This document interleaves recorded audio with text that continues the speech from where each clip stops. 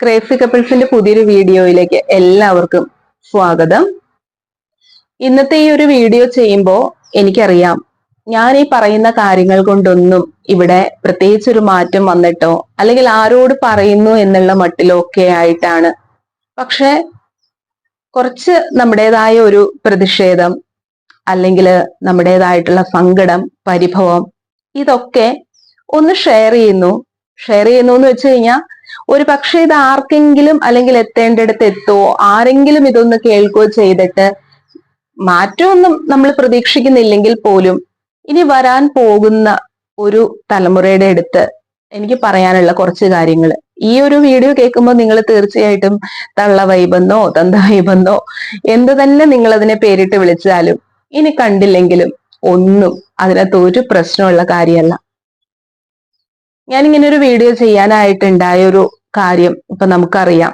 ഈ കഴിഞ്ഞ ദിവസം സാധാരണ പോലെ നമ്മുടെ വീട്ടുജോലികളും കാര്യങ്ങളും എല്ലാം കഴിഞ്ഞ് വർക്കൊക്കെ കഴിഞ്ഞ് വന്ന് ഇരിക്കുന്ന ഒരു സമയത്ത് മൊബൈൽ ഫോണിൽ ജസ്റ്റ് ഇങ്ങനെ സ്ക്രോൾ ചെയ്ത് പോയപ്പോഴാണ് നമ്മളെ ഒക്കെ ഞെട്ടിക്കുന്ന ആ ഒരു വാർത്ത ഞാനും കണ്ടത്.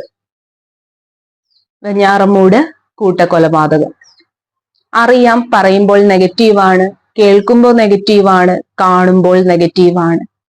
നെഗറ്റീവായിട്ടുള്ളതിനെ നമ്മൾ ജസ്റ്റ് ക്യാൻസൽ പറഞ്ഞ് നമ്മൾ അതങ്ങ് വിട്ടേക്കുക എന്ന് ലോ ഓഫ് അട്രാക്ഷനിൽ പറയുന്നുണ്ട്. നമ്മളത് പ്രാക്ടീസ് ചെയ്തുകൊണ്ടും ഇരിക്കുകയാണ് അല്ലെ, നിങ്ങളും ഞാനും.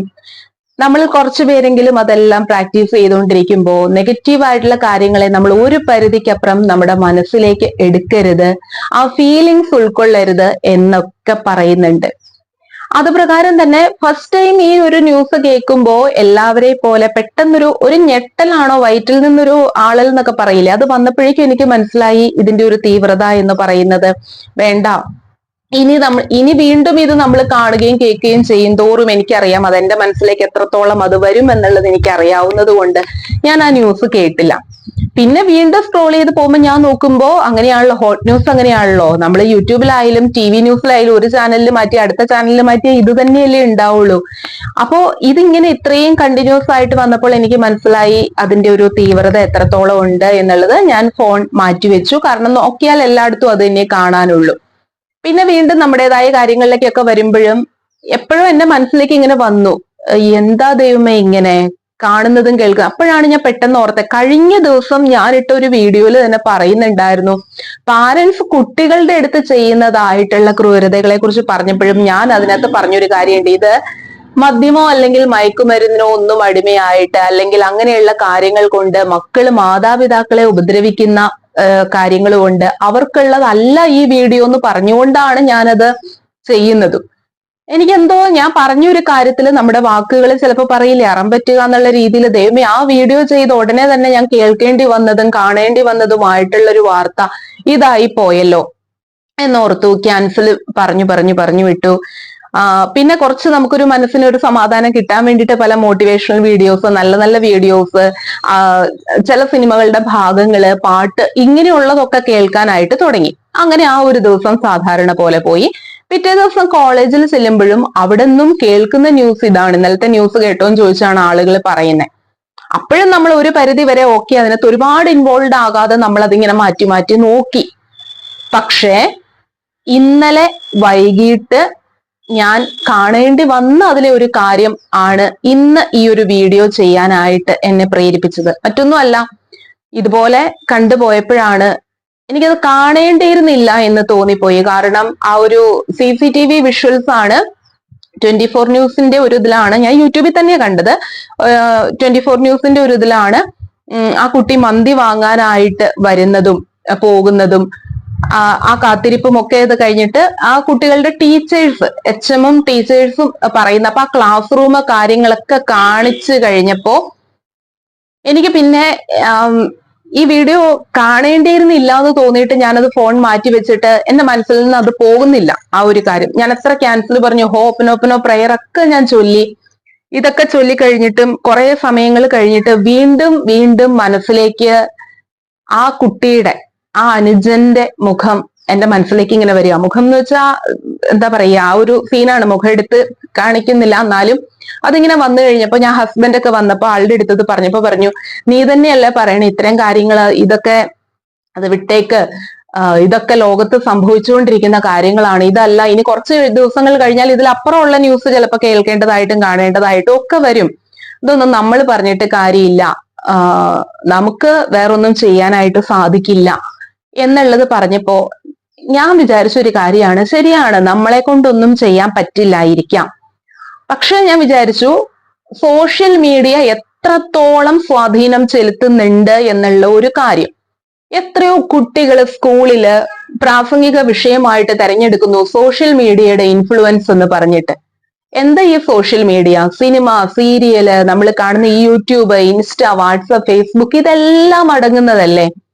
അപ്പോ എന്തുകൊണ്ട് ആസ് എ ടീച്ചർ, അതുപോലെ തന്നെ ഒരു യൂട്യൂബർ എന്നുള്ള നിലയ്ക്ക്, ഒരു ലോ ഓഫ് അട്രാക്ഷൻ ഗൈഡ് എന്നുള്ള നിലയ്ക്ക്, ഒരു മോട്ടിവേഷണൽ സ്പീക്കർ എന്നുള്ള നിലയ്ക്ക്, ഇതൊക്കെ ഞാൻ തന്നെ എന്നെ വിശേഷിപ്പിച്ച് പറയുന്ന കാര്യങ്ങളാണ്. എന്നാൽ പോലും ഞാൻ എന്ന് പറയുന്ന ഒരു വ്യക്തിക്ക് എന്തെങ്കിലും ഒരു കാര്യം നിങ്ങളുടെ അടുത്ത് ഈ രീതിയിൽ പറഞ്ഞു കഴിഞ്ഞാൽ ഇത് കാണുന്നതും കേൾക്കുന്നതായിട്ടുള്ള ആളുകൾക്ക് എന്നെ കുറ്റപ്പെടുത്താം, എന്നെ പുച്ഛിക്കാം, എന്നെ പരിഹസിക്കാം, എന്റെ വാക്കുകൾക്ക് ഒരു സെക്കൻഡെങ്കിലും കാതോർത്തിട്ട് എവിടെയെങ്കിലും അവരുടെ ഒരു ചിന്തയിൽ വന്നിട്ടുണ്ട് എങ്കിൽ ആയിക്കോട്ടെ എന്ന് കരുതിക്കൊണ്ട് മാത്രം, ഇത് പറയേണ്ട ഒരു ധാർമ്മിക ഉത്തരവാദിത്വം ഒരു യൂട്യൂബർ എന്നുള്ള നിലയിൽ എനിക്ക് ഉള്ളത് കൊണ്ട് മാത്രമാണ് ഞാൻ ഇന്ന് ഈ ഒരു വീഡിയോ ചെയ്യാനായിട്ട് തീരുമാനിച്ചത്.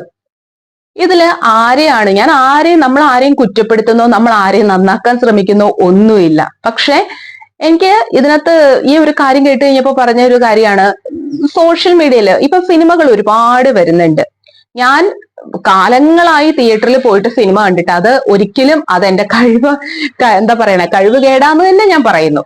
അത്ര നല്ല കാര്യമൊന്നും അല്ല. ഞാൻ തിയേറ്ററിൽ പോകുന്നില്ല, സിനിമ കാണുന്നില്ല എന്നുള്ളത് വലിയ അഭിമാനത്തോടു കൂടി പറയേണ്ട കാര്യമൊന്നും അല്ല എന്ന് എനിക്കറിയാം.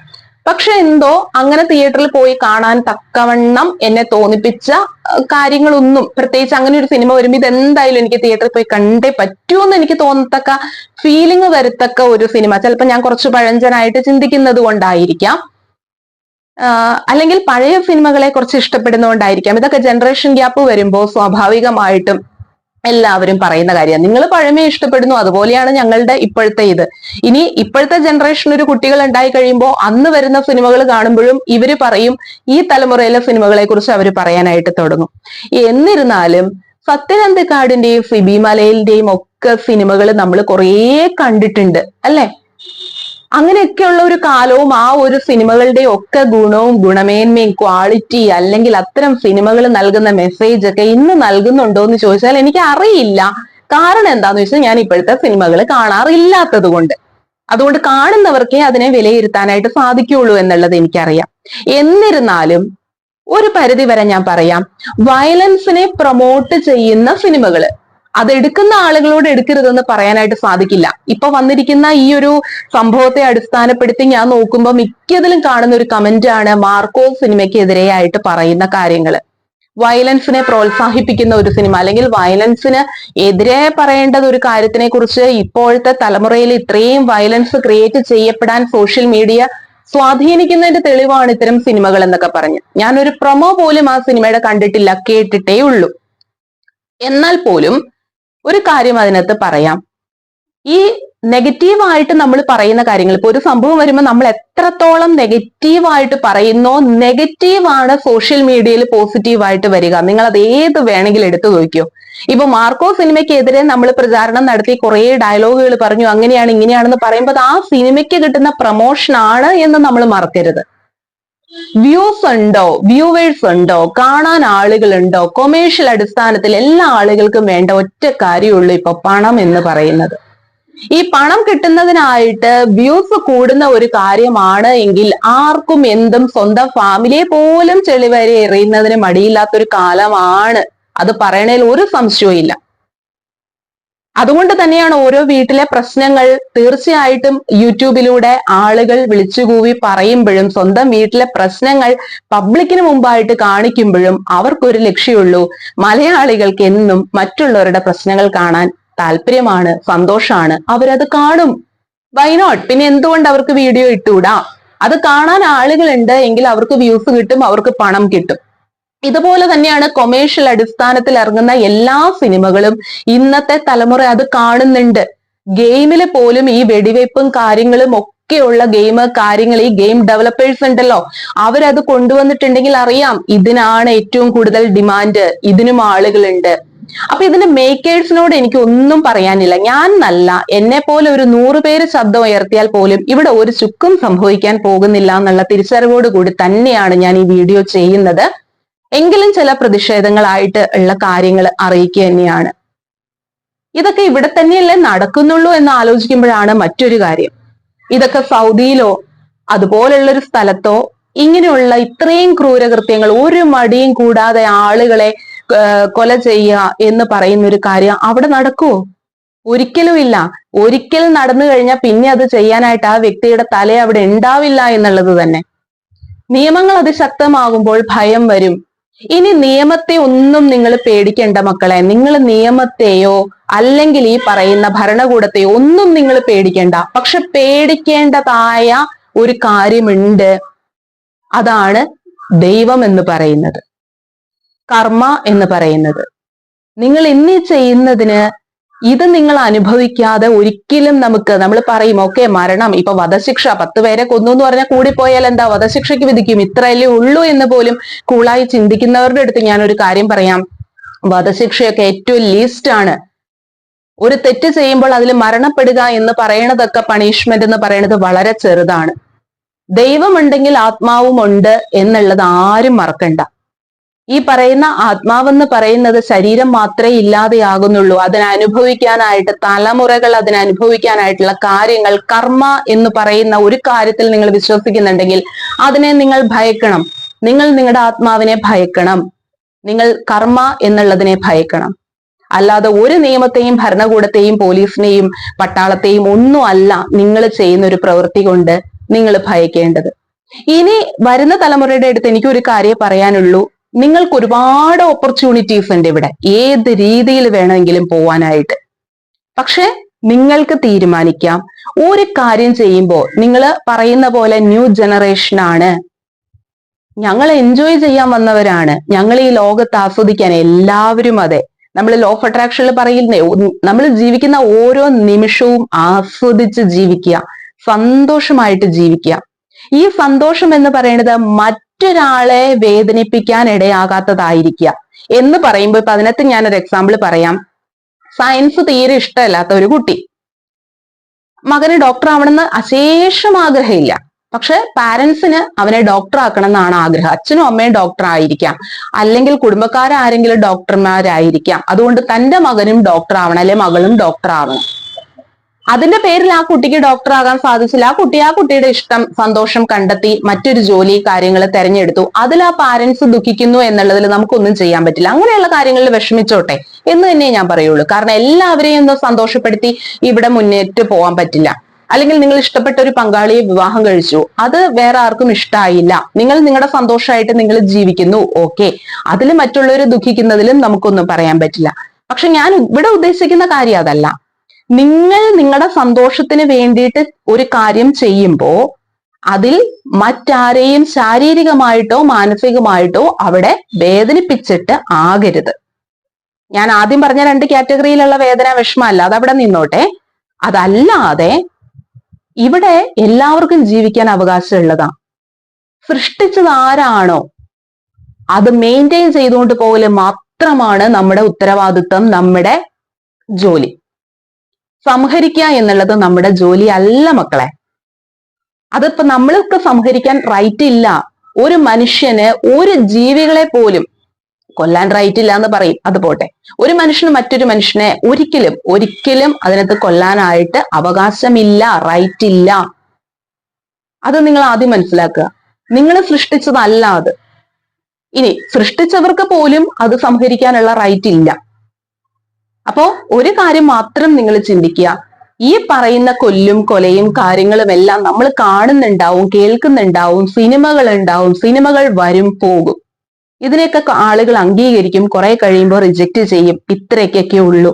പക്ഷെ ഇതൊക്കെ നമ്മൾ നമ്മുടെ മനസ്സിലേക്ക് എടുക്കാനും, എന്നാൽ ഞാൻ ഈ കാണുന്ന കാര്യങ്ങളൊക്കെ ഒന്ന് പരീക്ഷിച്ച് നോക്കട്ടെ എവിടെയെങ്കിലും എന്ന് ചിന്തിക്കാനും, നമ്മുടെ ലൈഫ് സ്പോയിൽ ചെയ്യാനും ഒന്ന് ആലോചിച്ച് വെക്കുക. 60-70 വയസ്സായ ആളുകളൊന്നും അല്ല ഈ കൊല്ലും കൊലയ്ക്കും നിൽക്കുന്നത്. പ്രായം എന്ന് പറയുന്നത് ജീവിതം എന്റെ ഈശ്വര എന്താ പറയാ തുടങ്ങുന്ന പ്രായത്തില്. ഇതൊക്കെ ഞാൻ ആലോചിക്കുമ്പോ വിചാരിക്കുന്ന ഒരു കാര്യമാണ്. ആ കുട്ടിയെ സംബന്ധിച്ചല്ല, അതിന്റെ അമ്മ ഇപ്പോഴും ജീവിച്ചിരിക്കുന്നുണ്ട് ഗുരുതരാവസ്ഥയിലാണെങ്കിൽ പോലും. ഇതൊന്നും അറിഞ്ഞിട്ടില്ല. ഇതൊക്കെ കഴിഞ്ഞ് അവരിത് അറിയുമ്പോഴത്തെ അവരെന്തിനാണ് അവര് ജീവിച്ചിരിക്കുന്നതെന്ന് വരെ തോന്നുന്ന ഒരവസ്ഥ അല്ലെ. അവരെന്ത് തെറ്റ് ചെയ്തു? ഇപ്പൊ ഇതിനകത്തൊക്കെ ആയാലും പറയുന്നവർ പറയുന്നുണ്ട് ഇവരെ കുറിച്ച് അങ്ങനെ ഒരു ബാക്ക്ഗ്രൗണ്ട് ഇല്ല, ഒരു മോശം പറയാൻ ഈ പയ്യനെ കുറിച്ച് ഇല്ല ആർക്കും. ഇതിനു മുമ്പ് അങ്ങനെ ഒരു ഹിസ്റ്ററി ഇല്ല, ഒരു ക്രിമിനൽ ബാക്ക്ഗ്രൗണ്ട് ഇല്ല. നല്ല ഒരു അല്ലെ, കാണാൻ തന്നെ അതെ എന്തൊരു ഐശ്വര്യമുള്ള നല്ലൊരു മിടുക്കനായിട്ടുള്ള ഒരു പയ്യൻ. എന്താ സംഭവിച്ചു പോയേ, ഏതെങ്കിലും ഒരു സെക്കൻഡിൽ എന്ത് സംഭവിച്ചു അവിടെ എന്നുള്ളതൊന്നും നമുക്ക് പറയാനായിട്ടില്ല. പക്ഷെ എന്നിരുന്നാൽ പോലും വരുന്ന കുഞ്ഞുമക്കളുടെ അടുത്ത് എനിക്കൊരു കാര്യം പറയാനുള്ളൂ. നിങ്ങളുടെ കയ്യിൽ മൊബൈൽ കിട്ടിയാൽ നിങ്ങൾക്ക് ഗെയിം കളിക്കാം, അതിലേത് വേണമെങ്കിലും.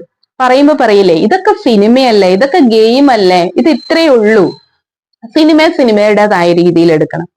സിനിമയുടേതായ രീതിയിൽ എടുക്കണം എന്നുണ്ടെങ്കിൽ ആകാശദൂത് എന്ന് പറയുന്ന ഒരു സിനിമ കണ്ടിട്ട് നമ്മൾ കരയേണ്ട ആവശ്യമുണ്ടോ തിയേറ്ററിൽ ഇരുന്ന്? അത് സിനിമയല്ലേ എന്ന് ചിന്തിച്ചാ പോരെ? എത്രയോ ആളുകൾ അല്ലെ ആ സിനിമ കണ്ടാൽ കണ്ണീരൊഴുക്കാത്ത ഒരു മനുഷ്യനില്ല. അപ്പൊ നമുക്ക് അറിയാം സിനിമ എന്ന് പറയുന്നതിന്റെ ഇമ്പാക്റ്റ് എത്രത്തോളം ഉണ്ട്.